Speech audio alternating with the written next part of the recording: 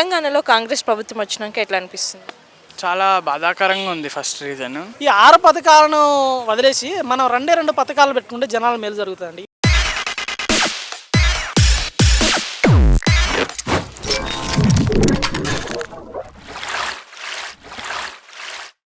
First మనకు తెలంగాణ వచ్చిందే కేసీఆర్ వల్ల, రైట్? కేసీఆర్ వచ్చిన తర్వాత చాలా వరకు రైతు చావులు అనేది చాలా తక్కువ అయ్యి రైతులు కూడా బెటర్గానే ఫీల్ అవుతున్నారు. అట్లాంటిది ఇప్పుడు సడన్గా రేవంత్ రెడ్డి వచ్చారు, ఏం చేస్తారు? మా అయితే ఫ్రీ బస్ అంటే గ్యాస్ బిల్ తగ్గిస్తానన్నాడు, అది 50-50 ఛాన్సెసే ఉన్నాయి. నెక్స్ట్ లేడీస్ ఫ్రీ బస్ అన్నారు, కానీ లేడీస్కి వరకు ఫ్రీ బస్ ఇస్తే మరి జెంట్స్ ఏం చేయాలి?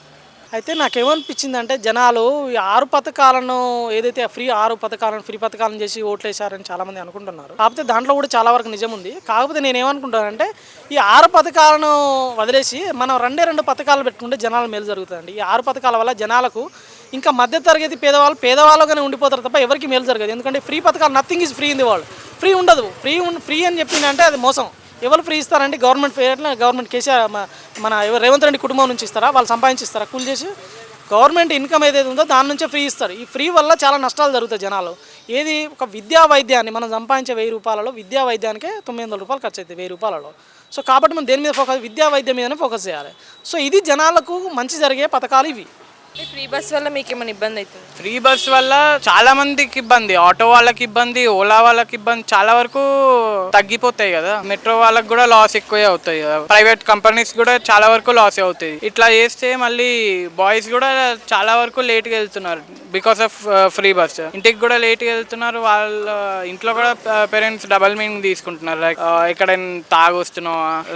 కానీ వాళ్ళకి తెలియదు కదా ఫ్రీ బస్ వల్ల మేము ఎంత ఇబ్బంది అవుతున్నామో అని. సో అవి వదిలేసి నాకు గ్యాస్ ఫ్రీ, నీకు ఏంటిది మన ఫ్రీ బస్ పెట్టారని చెప్పేసి, లేకపోతే వేరే ఈ 6 పథకాలన్నీ వేస్ట్ ఆఫ్ 2 లక్షల రుణమాఫీ అని చెప్పేసి ఏంటంటే రైతులకు మద్దతు ధర కల్పించడం కావచ్చు, అసలు గ్యాస్ సిలిండర్ కొంచెం తక్కువ చేయడం, లేదా డీజిల్ పెట్రోల్ మీద ట్యాక్స్ తగ్గించడం, ఇట్లాంటి పథకాలు పెట్టాలి.